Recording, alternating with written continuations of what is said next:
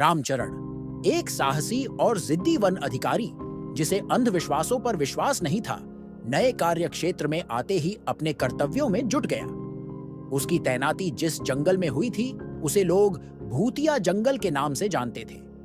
ग्रामीणों के अनुसार इस जंगल में कई रहस्यमयी घटनाएं होती थीं। कहते हैं सूरज ढलते ही जंगल में चीखें गूंजने लगती थीं और जो भी रात में अंदर गया कभी लौट कर नहीं आया। रामचरण ने इन बातों को अनसुना कर दिया, लेकिन उसकी उत्सुकता लगातार बढ़ती जा रही थी। एक शाम गांव के कुछ लोग रामचरण के पास आए और बताया कि जंगल के एक हिस्से में अजीबोगरीब रोशनी देखी गई है और कुछ आवाजें भी सुनाई दी हैं। रामचरण को लगा कि ये किसी जानवर या फिर अवैध लकड़ी काटने वालों का काम हो सकता है। बिना किसी को साथ लिए वो अपनी टॉर्च और बंदूक लेकर जंगल की ओर निकल पड़ा। उसने सोचा कि अगर आज वो इन अफवाहों की असलियत जान लेगा तो गांव वालों का अंधविश्वास भी खत्म हो जाएगा। जंगल में दाखिल होते ही एक अजीब सी ठंडक उसे महसूस हुई। सूरज धीरे धीरे ढल रहा था और चारों ओर घना अंधेरा छा रहा था। जंगल के सन्नाटे में अचानक कुछ सरसराहट सी सुनाई दी। रामचरण ने उसे जानवरों की हलचल समझकर अनदेखा किया और आगे बढ़ा। रास्ते में उसे एक पुराना मंदिर दिखाई दिया जिसे उसने पहले कभी नहीं देखा था। मंदिर के चारों ओर काई और घनी बेलें छड़ी थीं। उत्सुकता से उसने मंदिर के भीतर झांका, जहां एक टूटी हुई मूर्ति और कई पुराने दिए रखे थे। ऐसा लगा जैसे इस मंदिर को कई वर्षों से कोई छुआ भी नहीं है। अचानक उसे लगा कि मंदिर के भीतर से कोई उसे देख रहा है। उसके दिल की धड़कनें तेज हो गईं, लेकिन उसने खुद को संभाला और आगे बढ़ने का निर्णय किया। मंदिर से कुछ दूरी पर उसे एक पुरानी झोपड़ी दिखाई दी। झोपड़ी के आसपास कच्चे रास्ते पर अजीब से निशान बने हुए थे, जो मानो किसी घसीटने वाली चीज के थे। उसने झोपड़ी के अंदर झांका तो उसे एक बेजान सा माहौल मिला। अचानक उसकी नजर एक पुरानी डायरी पर पड़ी। उसने डायरी को खोला और उसमें लिखी बातें पढ़ने लगा। डायरी में लिखा था, जो इस जंगल में एक बार आता है उसे यह जंगल फिर लौटने नहीं देता। यहाँ की आत्माएं हर रात जागती है और अपने साथ किसी ना किसी को ले जाती हैं। मैं भी इसी जंगल का हिस्सा बन चुका हूं। रामचरण के शरीर में ठंडक सी दौड़ गई। उसे लगा कि यह किसी की घबराहट भरी कल्पना का परिणाम हो सकता है, लेकिन अगले ही पल उसे लगा जैसे कोई उसके पीछे खड़ा है। उसने पलट कर देखा पर वहां कोई नहीं था, लेकिन उसे हवा में किसी के सांसों की आवाज सुनाई दे रही थी। अब उसे अपने चारों ओर सरसराहट और फुसफुसाहट महसूस हो रही थी। उसने झोपड़ी से बाहर निकलने का सोचा, पर उसके पैर कांपने लगे।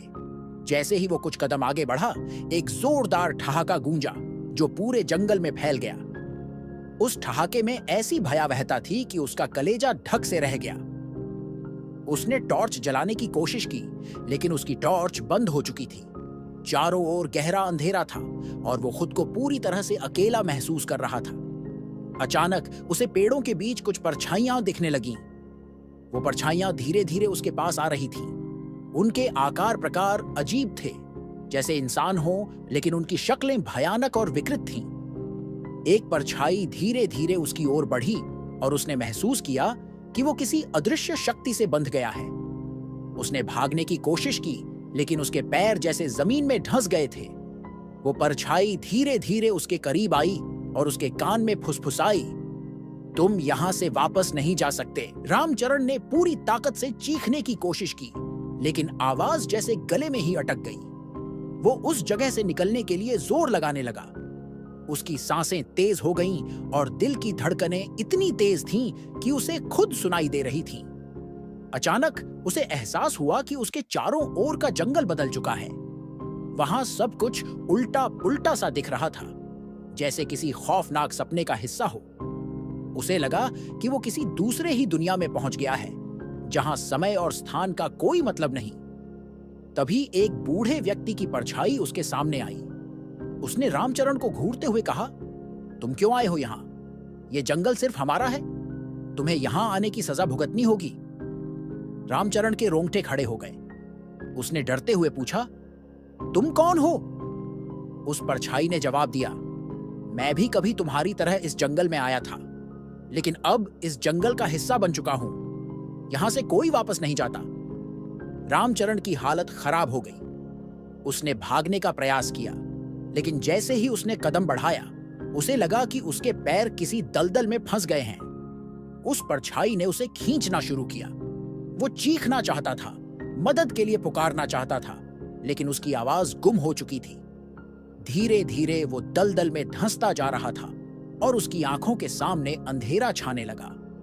आखिरी बार उसने अपनी टॉर्च को जलाने की कोशिश की और जैसे ही रोशनी हुई, उसने देखा कि वहां कई और चेहरों की परछाइयां हैं जो सब उसे घूर रही थीं। जब उसकी आंखें खुलीं, तो उसने खुद को गांव के बाहर एक मैदान में पाया।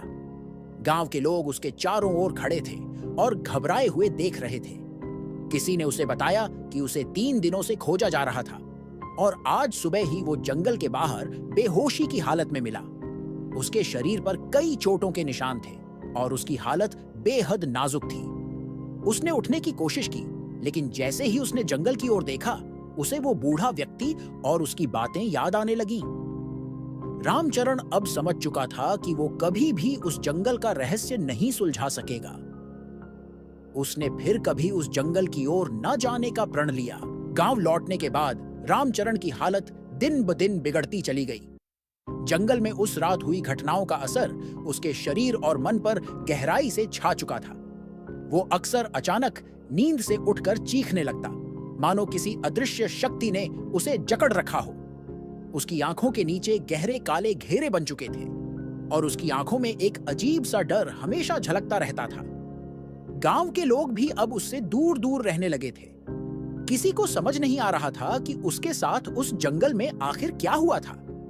रामचरण कई बार कोशिश करता कि वो अपने अनुभव को किसी के साथ साझा कर सके, लेकिन जैसे ही वो उस रात के बारे में बात करने की कोशिश करता, उसे किसी अदृश्य शक्ति का एहसास होता जो उसकी आवाज को रोक देती। वो अपनी बात पूरी नहीं कर पाता और खुद को अजीब सा महसूस करने लगता। उसके घर में अजीबोगरीब घटनाएं भी होने लगीं। रात में अक्सर उसे अपने कमरे के बाहर किसी के चलने की आवाज सुनाई देती। दरवाजे के पास आकर उसे ऐसा महसूस होता कि कोई खड़ा होकर उसे घूर रहा है। एक रात जब वो सोने की कोशिश कर रहा था, उसे अपने कमरे की खिड़की के बाहर वही बूढ़ा व्यक्ति दिखाई दिया। उसकी आंखें लाल चमक रही थीं और उसकी शक्ल और भी भयावह हो चुकी थी। रामचरण ने डरते हुए अपनी आंखें बंद कर लीं, लेकिन जब उसने दोबारा देखा तो वो बूढ़ा आदमी पास आ चुका था और उसके कान में धीरे से फुसफुसाया, तुम्हें बुला रहा है जंगल का मालिक। रामचरण पूरी तरह से घबरा गया। उसने गांव के कुछ लोगों से मदद मांगने की कोशिश की, लेकिन गांव वाले अब उसे अभिशापित मानने लगे थे। हर कोई उससे दूर रहना चाहता था और यहां तक कि उसके साथी वन अधिकारी भी उससे दूरी बनाए रखने लगे। उसे अपनी नौकरी से भी हाथ धोना पड़ा। इस सब के बावजूद रामचरण के भीतर एक अजीब सा खिंचाव बना रहा। उसे ऐसा महसूस होता जैसे जंगल उसे बुला रहा है। उसे चैन नहीं मिलता और उसका मन बार बार जंगल की ओर खींचने लगता। अंत में उसने सोचा कि इस रहस्य को सुलझाने के लिए उसे एक बार फिर जंगल में जाना होगा। वो अकेला ही रात के समय जंगल की ओर चल पड़ा। जैसे ही वो जंगल में पहुंचा, उसे फिर से वही ठंडक और घनी परछाइयां महसूस हुईं। जंगल का हर कोना उसे डरावना लग रहा था, लेकिन उसने अपने कदम बढ़ाए और उस पुरानी झोपड़ी की ओर जाने लगा। उसने महसूस किया कि रास्ता खुद ब खुद उसे झोपड़ी की ओर ले जा रहा था, जैसे कि कोई अदृश्य शक्ति उसे खींच रही हो। झोपड़ी में पहुंचकर उसने देखा कि वहां पहले से ही कई परछाइयां जमा थीं। उन सभी के चेहरे विकृत और भयावह थे और वो सब उसे घूर रही थीं।